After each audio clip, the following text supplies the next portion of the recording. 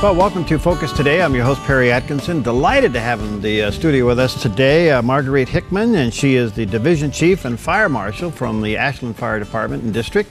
And we're here to talk about emergency kits and preparedness and being ready for all kinds of things. And been quite the season, hasn't it? It has been, and you've seen a lot of it right here. there. Yeah, I didn't expect front page news on that, but nonetheless, I've had some up-close personal fire issues. But you brought a kit. This is kind of interesting, a survival kit, and we want to get people aware, right? We do. You know, we talk so much about being prepared for emergencies, and we really want people to know that, you know, there may be a point where we have such a disaster, you got to really take care of yourself. So having that emergency kit with that 72 hours of supplies for everybody in your family, including the fluffy ones, is really important. This is just my car kit. So just your car kit? It's just my car kit. All right. Now, are these kits available, or do you have a list of things people should do? Or? There's certainly a list. You can either find it on our website at ashlandcert.org or go to ready.gov, and there's a list there. Okay. All the kinds of things that you think of when you first get ready in the morning and you're going throughout your day. You want some water, you need, you know, your personal things, if you've got medications. Personal documents are really important. You know, if you leave your home and you don't have a driver's license, credit card, and insurance information, you're probably gonna have a tough time. So, you know, just some things like that. In this kit, we also have like a flashlight that doesn't operate on batteries, so you can wind it up, and you know, just things that you can survive on. Well, I think what we've learned, and I've learned even recently, how fast things can change. And yes, you have learned that. Just like that. I mean, like that. All of a sudden, you're in an emergency state.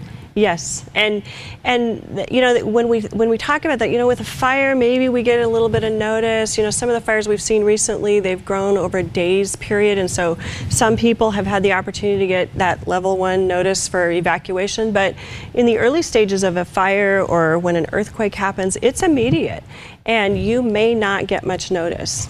Now, you and your department has done really an incredible job of getting people aware, and the whole CERT thing. Not only for fire, but for other emergencies. Absolutely. You know, we don't know when the earthquake's going to hit here. Okay. You know, they've been telling us it's, you know, going to hit for some time. You know, we just saw the one down in Napa, and I'm sure that was a surprise to most people there. Not that it happened maybe, but that it happened to me. And I think that's the world that most of us live in, is we don't think it's going to happen to us, and we just aren't going to get that predictive notice, whether it's an earthquake, or, you know, in the winter we could have some kind of a winter event. We might lose gas. I mean, there's all kinds of things that could happen. Not that I'm here to preach doom and gloom, no. But just being prepared for that is important. You know, the other part of this, Marguerite, is a family discussion. What happens if something does occur? Where do we gather? Where do we go? Absolutely. And the point that we're promoting this week, because we're going to have 4 different promotions this month. Every week we're going to talk about something different. When that event happens, we don't know where everybody's going to be. Today, right now, I'm here at this station. My husband may be at home. My kids may be at school. And we're going to have to try to reconnect to feel comfortable. And that connection may not happen at our normal spots. It may not happen at home if our home is destroyed. So having a plan, somebody out of town that you can communicate with, whether through text or phone, you can call and say, I'm okay. Having another meeting place. You know, we talk about a meeting place right outside our home, which is good. And let's find another one that's maybe in our neighborhood, and then also someplace else in the community. You know, for if this were my home area, maybe I'd say I want to have that meeting place over by Albertsons or something like that. Are organizations heeding this advice? I mean, like say maybe churches or service groups, are they heeding this advice too and coming up with some kind of plans?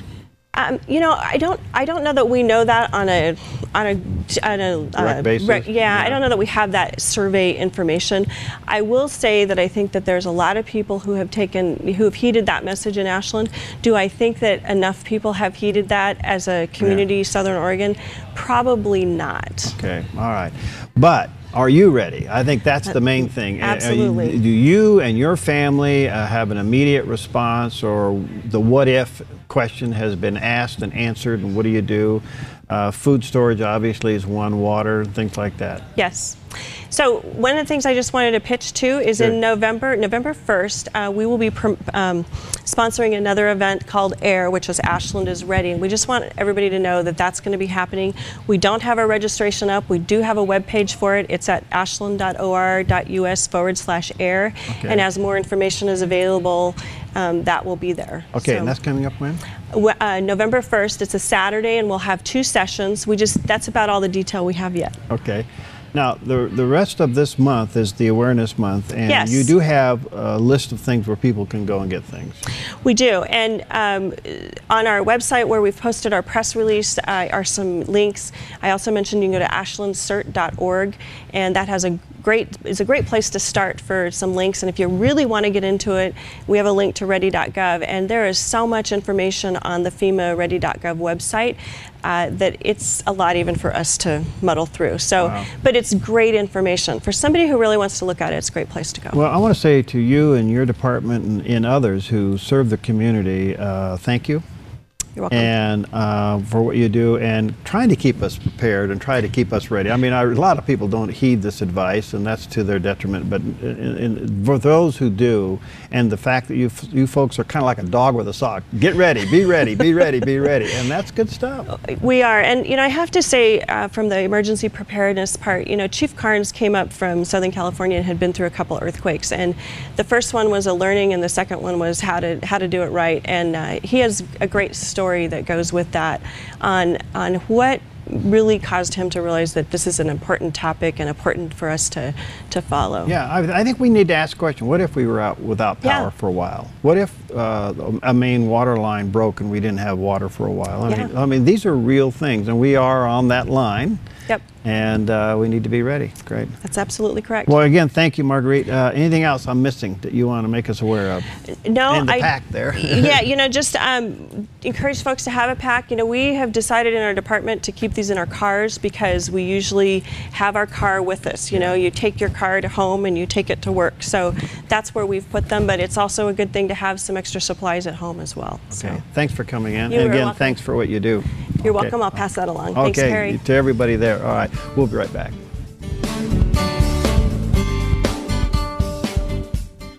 Hi, I'm Paulina, and I work at theDove TV. Did you know that when you support theDove TV, you have a profound impact, not only in our community, but around the world? It's your continued support that takes the inspiration and hope in the programs we produce and makes them available to the thousands of people who are watching these videos online every week. Help bring encouragement and hope to our valley and beyond by making a secure online donation today at our website, thedove.us.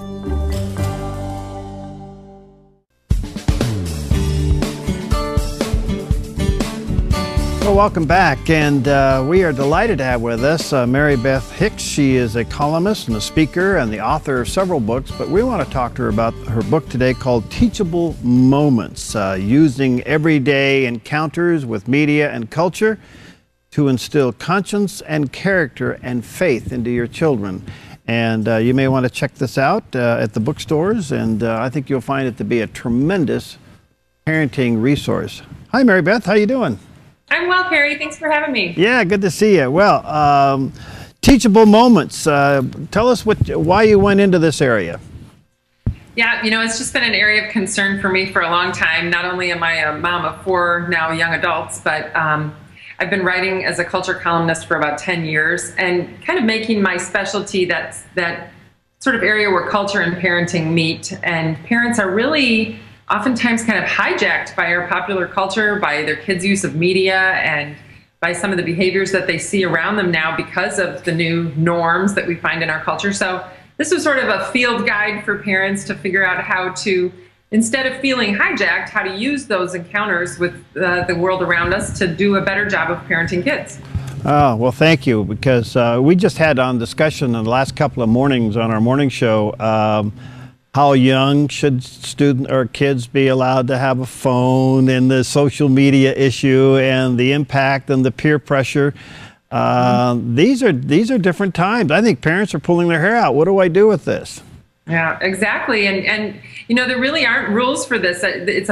I've even observed that the way in which I'm parenting my now 16-year-old going on 17 is very different from the things I was faced with my oldest daughter, who's going on 25. And so it has changed. The landscape's changed very quickly. And we really are confronted with a lot of new situations that we haven't known before. So that's what I tried to tackle in the book, because of course the work of parenting stays the same. It's the most important thing is to really give our kids that foundation, that the things inside that they need, whether it's their good character and a moral compass and a sense of their faith. And those are the things I think we often get away from because we're so consumed with, should my kid have Facebook or Twitter? Yeah. So how are you navigating with the social media? What are you saying through your writings about social media and how to use that as teachable moments? Yeah, well, first of all, what I'm saying is it's here to stay. And so if parents think this is just kind of a passing fad or they don't need to get real involved with it because it doesn't matter to them, we have to understand that our children's generation will always have this as a means of communicating. And in fact, new studies are showing it's changing the way kids develop relationships. And so we have to really be aware of all the different platforms that kids are using and how they're using them, and use these as places where we can guide them and direct them in the way that they behave and in the character that their use of social media will reflect. All right, but on the other hand, you're dealing with the basics too. The whole dating issue, you deal with that. How are you handling that, especially when a lot of their friends are dating much younger than you want yours to date? Sure. Well, isn't that true for just about everybody, right? Yeah. It's kind of an example, though, of an issue that I tackled just because it's one way in which the culture is sort of feeding the rules to families instead of we making our own rules about what's best for our own children. And so parents a lot of times feel cornered into letting their kids become more socially forward than they want them to be and sort of going along with what everybody else is doing, which I kind of label this parenting by proxy. We're not really being thoughtful and having our own standards for our homes. We tend to get caught up in doing what everybody else is doing, even if we don't agree with it. So probably one of the first things I talk about is it's okay for us to have different rules in our house. You can be counterculture in that way and really just say to your children, we do things differently here. We have a different standard about media or about dating or about how much freedom you have and how much responsibility you take on. We have high standards in all of these things. And so I think, that's one place parents almost kind of need permission to carve out their own path. Yeah, but I also hear you say here that, look, we are different because, and you give those reasons, which in itself is another teachable moment. Yeah, exactly. So I tend not to be a parent generally, and I don't advise people to be the kinds of people who just say, well, that's not appropriate for us, or I don't like this particular show or this media content. We have to give the why, because that is how our kids develop standards of their own. And so if we don't really finish that sentence, that we say this doesn't reflect what our faith teaches us, or this is this media, this TV show is disrespectful toward marriage and women, and the hypersexual culture is really not safe for us and doesn't make me feel like you're getting the right values. If we don't say what it is that we object to, then we seem to our kids to be kind of complacent. And so if we leave a void there, the culture will just come in and bring their own values and its values to our children instead of us instilling the values that we want them to have. You can't shield your children from getting all the things at school, so somewhere you got to insert your values alongside what they're being taught. In particularly, there would be the whole sex education thing. Mm-hmm. Yeah, so I spent a whole chapter on teachable moments from school and some of the ways in which the public schools in particular are really feeding a lot of point of view, a lot of opinion, a lot of doctrine, if you will, to kids. And that in Christian households, we really have to avail ourselves of the dinner table, to have those conversations with our children so that we can put our own spin on things, because the values that are coming from the school are very strong and very well articulated. And the whole sex education thing is one area where it's very important that parents know what your rights are, what your responsibilities are, and that I really advise parents to preemptively teach their kids all the lessons they want them to know, so that when this material comes to them in the school, it's nothing new to them. They've heard it before, and they know what to expect, and they know what the truth is. Of course, the whole media thing kind of is the dominant factor here. What do you do with, say, video games and things like that you don't want your kids involved with? Yeah, so what I really encourage people to do is to develop some standards around media in your home. You might even write them down. You might even have kind of a guiding principles that you put on your refrigerator, but it has to do with what kind of content you want and what kind of content you need to reject. So it's not all bad. I mean, media is morally neutral in itself, right? Can be good, could be this wonderful Christian radio program, that we're doing, or it could be, things that are very destructive and even reflect the presence of evil in the world. So we need to say, yeah, media can be great and can enrich your life, but we have to keep it in perspective in terms of how much time we spend with it. And then when we choose, we want to choose a media diet, if you will, that's healthy for us, just in the same way that we try and teach our kids to have a healthy, nutritional diet of food. So we do definitely want to articulate to them, what would that good diet look like? And so it's, not going to have gratuitous sex or violence. It's going to speak respectfully about women, about marriage. It's going to, promote good values and good ideas, positive things. And so those are the kinds of things we need to do. And we kind of grow with our children as they get older. We show them how to make good, discerning choices about media on their own. So even if they're going to be at a friend's house or someplace where they're going to see something or choose something that is not what you'd prefer, at least they'll always know what the standards were and that why you would have objected to that. Do you recommend a media wind down at the end of the day, or maybe even a media fast for your kids? Oh, sure. And in fact, in my house, we have, for social media, I use this system called Amish Lockdown. My daughter named it. It's because I know all of her passwords to her social media. And if I ever see that her priorities are out of whack and she's, spending more time there than on school or on fitness or some other things that are important to us, I'll just go change her passwords. And then she can't have access to it. And for a little while, she has to be reminded that, you can have great friendships and great encounters. You can still be social without social media. And it's sort of a great reminder that it's not the end all and be all. Do you deal with bullying? I don't deal with some as a moral issue in this book. I have previous books where I have dealt with it in greater detail, and there are some wonderful people who are doing work on bullying in particular. But what bothers me about the bullying issue, and I do talk about it in Teachable Moments, is that we've decided in our culture to start categorizing people as a way to teach about empathy.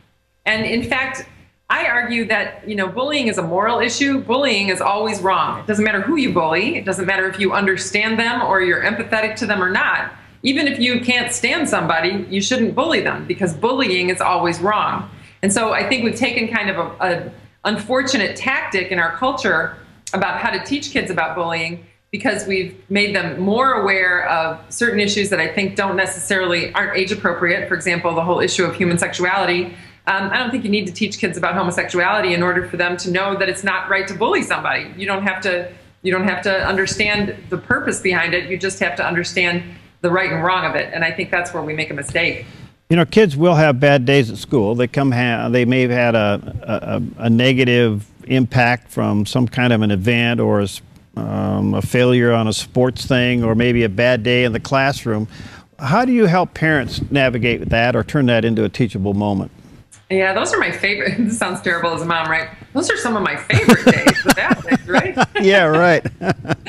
One time I was doing another interview, and my daughter overheard me. I was saying, well, I want my kids to be happy, but making them happy is not my job. I want them to have the building blocks so they can make their own happiness in life and contentment and have true joy.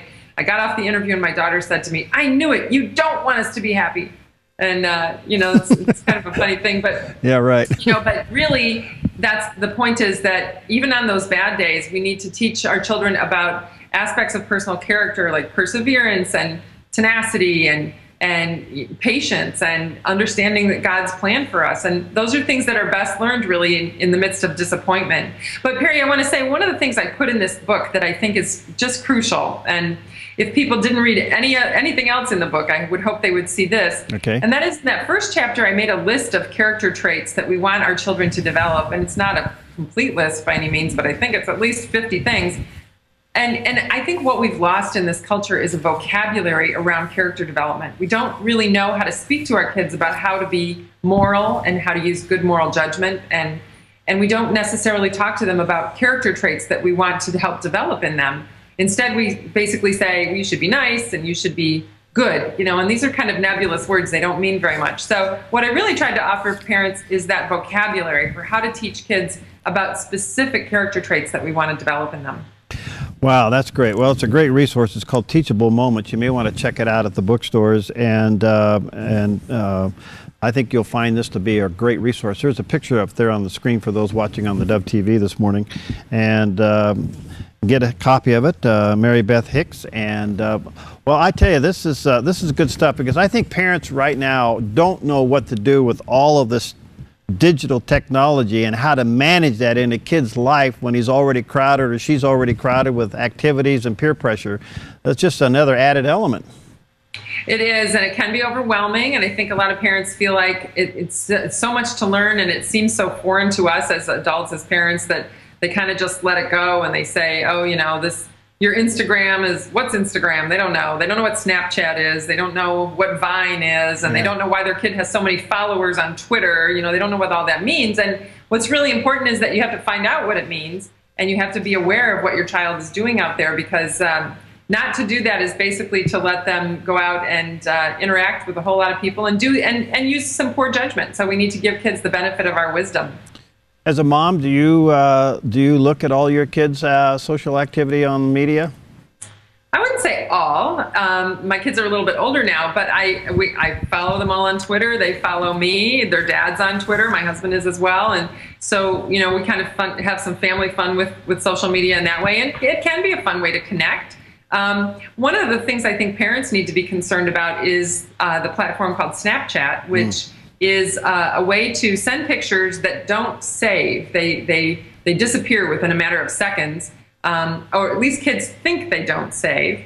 And so it's a platform that allows kids to send pictures that are perhaps ill-advised. Maybe I think it was basically devised for the idea of sexting and taking really inappropriate photos and sharing them with people. But that's one that's difficult to supervise, and parents need to know about it so they can really counsel their kids about how to use Snapchat wisely. Great advice. All right. Hey, thanks, Marybeth. Best to you. I don't know. What are you working on next? Oh my goodness, Tina. Book just came out, so I'm going to try and just get it in the hands of as many people as possible, and I appreciate your help. Yeah. Thanks for having me, Perry. All right. Padded rooms for moms, huh? Exactly. Thanks. Nice to see you. Okay. We'll be right back. Hi, I'm Daniel and I work at theDove TV. You know, compared to Portland, Seattle, and LA, Medford might be considered a small market, but at theDove, we're excited about the opportunity to make a big impact right here in our community. And you help make that happen. Did you know that more than 90% of our income comes from people like you? You can help us now by making a secure online donation at our website, thedove.us, or by phoning 541-776-5368.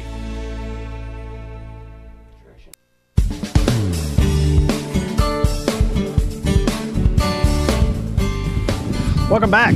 And well, coming up in just a second, we're going to have Dr. Lawrence Gelman back with us. He's the author of this big book.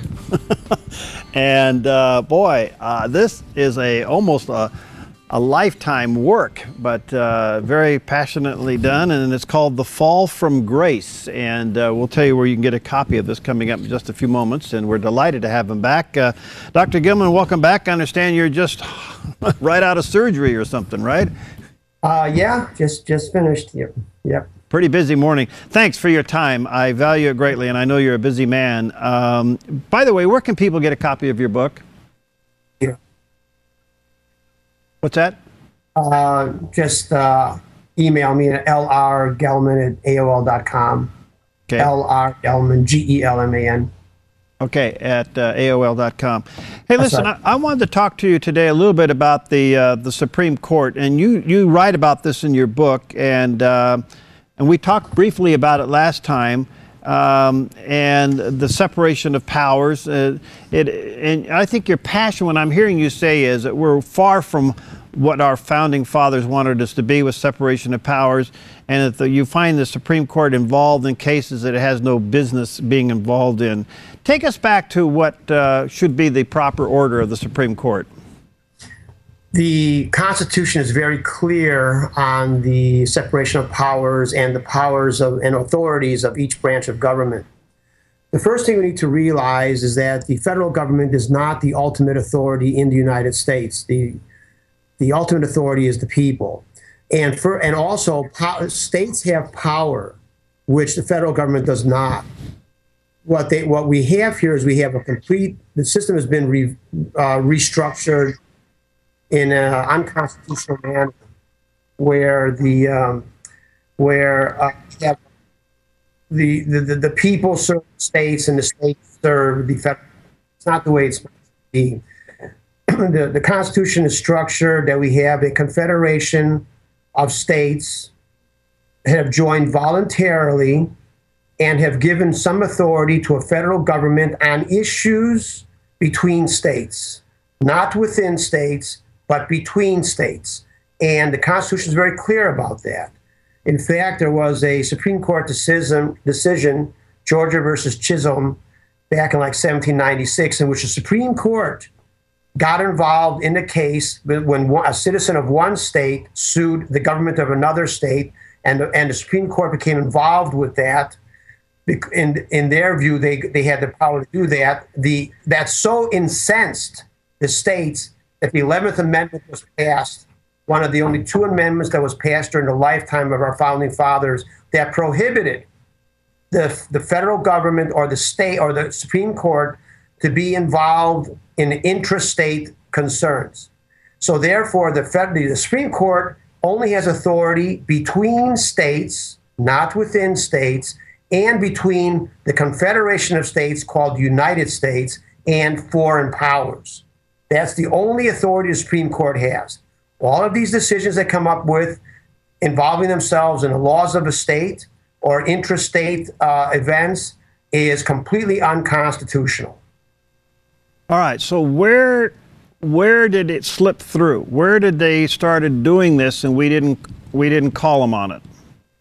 Well, it started slipping through as our founding fathers passed away. And so way back in 1803, after George Washington had died, and after most of many of the other founding fathers had died, the Supreme Court, which was in the Chief Justice Marshal, who was appointed by John Adams, a Federalist, and Chief Justice Marshal was a Federalist. And what the Federalists believed in a strong central government. Alexander Hamilton on one side, strong central government. Thomas Jefferson, the writer of the Declaration of Independence, on the other side, that wanted a weak central government, and where the people were in control. So the Federalists had lost the election to Thomas Jefferson, who was a Democrat Republican. And so what Adams did was he put Marshall, who was his Secretary of State, put him in as a Supreme Court justice who's a Federalist. And then what Marshall did from that time and for the next 25 years is that every decision he was involved with kept putting more power in the hands of the central government and less power in the hands of the states and of the people.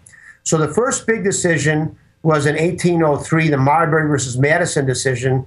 And I really don't want to have the time to go into details of the case itself. But in that decision is when the Supreme Court took it upon itself to have the authority of interpretation of the Constitution. And from that point on, the Supreme Court has always been accepted inappropriately as the ultimate arbiter of interpretation of the Constitution. Nothing in the Constitution gives the Supreme Court any such authority. In fact, no branch of the Supreme Court has the federal government has any authority to interpret the Constitution. The only people that are allowed to interpret the Constitution are the citizens, not the federal government. All right, so the precedence has been set. Let me fast forward a little bit. Is it possible to bring the Supreme Court back into its proper perspective? No, it's not possible, because you have to understand the ultimate goal of the federal government is increasing its power, which is the goal of every government, of every dictatorship, of every tyranny. It is the reason the Constitution was created was to prevent the federal government from overexerting its authority. That if you could count on the honesty of politicians, you don't need a Constitution. The Constitution is written specifically to limit the power of the federal government. That is what it's written. It's not written to give authority to the federal government. It's written to limit the authority of the federal government. Therefore, now that the federal government has taken over control of the interpretation of the Constitution, there's no way to get it back. Because no branch of the federal government is going to constrain the Supreme Court, because the Supreme Court gives more power to the federal government. This is what the federal government wants. It doesn't matter if it's Democrat or Republican. The only way to rein in the federal government is through the states. But that has been eliminated because our senators are now elected popularly instead of the way it was written in the Constitution, which when people talk about the Electoral College, they haven't the slightest idea, our idiot pundits and news media hasn't the slightest idea what the Constitution was about. The Constitution was written to constrain the federal government, and one of the mechanisms was to give power to the state legislatures. And the power they had was, one, they picked the delegates to the Electoral College, so it was the state legislature which determined who was going to be president, and it was a state legislature that was supposed to appoint the senators. That was to give power to the states and prevent the federal government from concentrating power. But now the party system is in control, not the states, the party system, and so that the Democrats and Republican parties run the show right now. A senator from a state used to be a representative of a state. Now a senator is representative of a party. And we know that very readily because when they talk to a senator, it has nothing to do, a federal senator, it has nothing to do from the state that the senator is from. You know, they don't care where the senator is from, what state. They only care what party, right? All they care about is what party. And if you listen to these senators, all they discuss is not what's good for the state, but what's good for the party. And so there's no way of getting it presently to get the control back to the people. The only thing that can be done is for the people to rise up. There's no other way because the senators and representatives, the federal ones, no longer represent the state or the people. They are emissaries of the central government, and they represent their political party. Aristocracy. Okay, we have the king, the president who's a king, and we have the Senate and the House of Representatives, which is nothing but the court of the king, the aristocracy. And we have the Supreme Court, which is nothing more than the clerical branch. Okay, we no longer have a constitutional democratic republic. What we have is an aristocratic tyranny, with periodic elections. But the elections are completely meaningless because the people that are chosen by the aristocracy, by the party. The party chooses the representative, and all we get to do is choose the one aristocratic family or another. That's all we get to choose, the aristocracy of the Republicans, the aristocracy of the Democrats. All we have is an option to choose one aristocratic family or the other. That is why elections are meaningless. Interesting, very interesting. I'm going to take a break, Dr. Gelman. When I come back, I want to deal with the subject of the struggle between the Supreme Court of the state and the federal Supreme Court. We're seeing states pass laws that's being challenged by the Supreme Court that somehow overturns the will of the people. And I'm sure you have a comment on that. We'll be right back with Dr. Lawrence Gelman. He's the author of Fall from Grace. And you can get one of these books by just emailing him at lrgelman, Gelman, at AOL.com. We'll be right back. Hi, I'm Paula, and I work at theDove TV. Every day we get letters and emails from people who've been encouraged, blessed, and challenged by the programs on theDove TV. But we couldn't do it without you.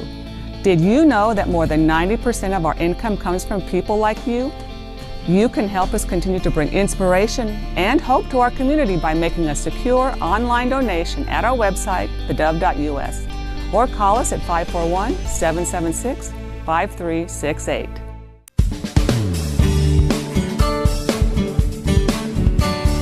Okay, we're back, and honored to have back with us today Dr. Lawrence Gelman. He's the author of this incredible book, and it's a very big book, and I'm telling you, he has done his homework on this.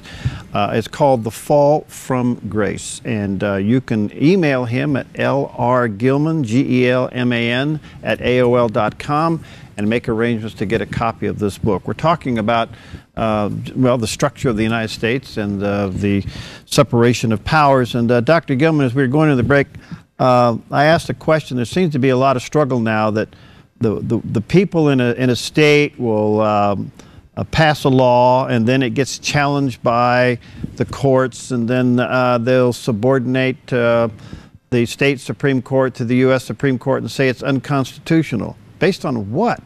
I'm trying to figure out, how is this struggle going to get resolved, or if can it get resolved? Under the present structure, it cannot get resolved. The Supreme Court and the federal government, by the way, has essentially no authority within a state of any kind whatsoever. But if you have the power to do something, you do it. That's how tyrannies function. All the tyrannies of the world, whether it's a dictator or a king or whatever, they do things in a structure which is considered legal. But legality and being legitimate is not the same thing. So we have a structure which allows our government to behave legally but not legitimately. And so there's no way of resolving the problem under the present structure, because the party system is now at the top of our political pyramid. And so that therefore, you ask, what can a state do, or what can a state Supreme Court do, or the people do when it comes to federal government? Well, what they can do today is ignore the federal government. In other words, if the federal government has an opinion, if the federal government has a law, or the federal government has an opinion, and the state doesn't agree to it, it doesn't have to obey it. The state government could say, we don't recognize your authority. The state Supreme Court could say, we don't recognize the authority of the federal Supreme Court, and they'd be well within their constitutional rights.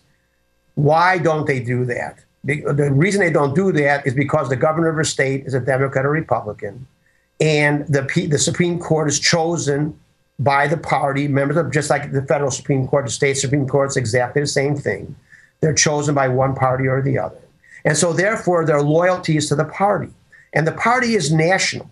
So therefore the Republican Party or the Democrat Party of Texas is loyal to the national Democrat and Republican Party, not to the people of Texas, and certainly not to the Constitution. And so therefore the people that we look to uphold the Constitution belong to the enemy. And so it's all a game that they play in order to develop a constituency. The Republicans, they take a position opposite of Democrats, not because they're principled, but because they want to create a divider between the two parties in order to arbitrarily create a constituency. So the Democrats do one thing and Republicans do the other thing, not because either side has any principles, but because they want to create a constituency. And a constituency is based simply upon politics and power, nothing to do with the Constitution, nothing to do with the powers of a state. So we as citizens look to our representative, and we hope that the representative is on our party. Unfortunately, the representative represents the party and not the people. And that is why the governor of Texas or the governor of Florida or whoever, or the governor of California, will never stand up to the federal government, never, because they belong to the party. Now, you might say, well, if the federal government is controlled by the Democrats and the state is controlled by the Republicans, why don't the Republican in the state say, we're not listening to the federal government because because we don't believe it? Well, the reason they don't is because today it's Democrat, tomorrow it's Republican. And the Republicans, when they're in power, they want everyone to obey the Republican president. And so there's this agreement between these mafioso gangs, Democrats and Republicans, that the Republican Party, when the Democrats are in charge, will go along with the Democrat Party as far as their authority, because the Republicans expect the Democrats to go along with the Republican Party when the Republican Party is in power. That's all it is. It's just a contract among thieves in order to control power. So so that each side knows that their power will be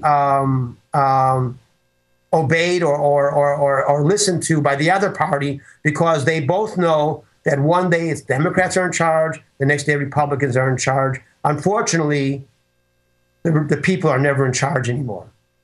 You know, we're sensing more and more of what you're talking about. We're seeing the breakdown. We're saying we're trying to throw the Constitution around. It's unconstitutional. This isn't what our founding fathers had in mind. And one of the things that has really come to the forefront is the abuse of powers of the current president. He's taken that position, and it's tyrannical, dictatorial. But there's no pushback. There's just no pushback. In fact, what was supposed to be checks and balances, we can't check anything. We can't balance anything. We don't seem to have a way to stop it. Right, because the Constitution is being ignored. And as I explained, the reason that there's no checks and balances, now, obviously the president, and not just this president, he's a little more egregious than some of the others, but all the others are the same thing as well. The president is acting well outside his authority. The Constitution does not provide for executive order. It provides for executive power. And the executive power is the execution of laws passed by the legislature. Other than that, the president has no authority. But this creation of the executive order, which doesn't exist in the Constitution, now allows the president, with the connivance of the Supreme Court and the Senate and the House of Representatives, allows the president to do things for which he has no authority whatsoever. Now, the House of Representatives and the Senate could easily and have the authority constitutionally to prevent the government, the executive branch, the president, from doing anything. He can't do anything without the approval of the Senate and the House. And the House is in charge of the Republicans. Why don't they do something? Because they have no principles. Okay, that's the bottom. And so the Republicans don't do anything because what they're hoping for is that the next election, or the one after this, the next presidential election will have a Republican in there. And what they expect is that the Democrats go along with the Republican president with the way the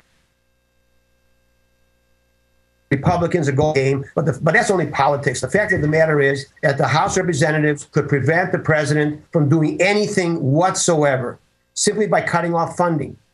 But they won't do it, because they all belong to the same club.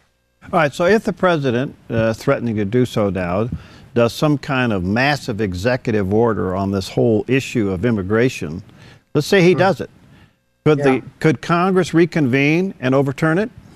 Absolutely. You see, for the president to implement, for anything to be implemented requires money. Money can only come from legislation originating in the House of Representatives. And who's in charge of that? The Republicans. So the president can't do anything because the House of Representatives could simply not fund. In other words, the president could say, go bomb Syria. But the House of Representatives could say, we're not going to fund it. So talk all you want. But that's not what the House does it? It just complains about it make a political issue out of it, but allows the president to do what he wants to do. So then they want to blame the president if it goes awry, okay? So it's all politics. It has nothing to do with principled functioning or constitutional functioning of the government. So the power and the authority to rein in the executive branch is well within, in fact, not only is it within the authority of the House of Representatives and the Senate, it is their constitutional obligation to do it, to uphold the Constitution. And they're not doing it. So they're all acting unconstitutional outside of his authority, and the House of Representatives and the Senate by not upholding the Constitution. So they're all acting unconstitutionally, but they do it purposefully because they believe in a strong central government, and they believe that the central government should manage the lives of all the people, like any other aristocracy or dictatorship. The Obamacare mess, I'm sure you could unload on that, but the bottom line is, could we recall this? Could we just stop funding it? I mean, even though it's a law, what could we do to stop this stupid thing? The Constitution says that all bills generating revenue must come out of the House of Representatives. That's where it has to initiate. So without a bill for revenue coming out of the House of Representatives, nothing can be funded. Secondly, the Constitution specifically says any withdrawal of funds from the Treasury requires law. In other words, every withdrawal of funds from the Treasury, which is what the Affordable Care Act is and many other things are, everything else is, requires a law to do that. So if the House of Representatives does not pass a law allowing funding of whatever, then funding cannot occur. And the House of Representatives has the complete authority to prevent the president from doing anything. Also has the authority to prevent the Senate from doing anything. So either branch of the House could prevent anything from happening simply by not funding it. Neither house does it. One's in charge by the Republicans, the other one by the Democrat, which is a very good example of the collusion between the parties and then the collusion with the goal of creating a very strong central government that dominates the people and controls the lives of the American citizens. So the authority is there because we have an unconstitutional government in which a party system is what is in charge, not the ideology of the founding fathers, but the party system in which both parties agree that the important thing is that the central government be strong and that the party system be controlling the country.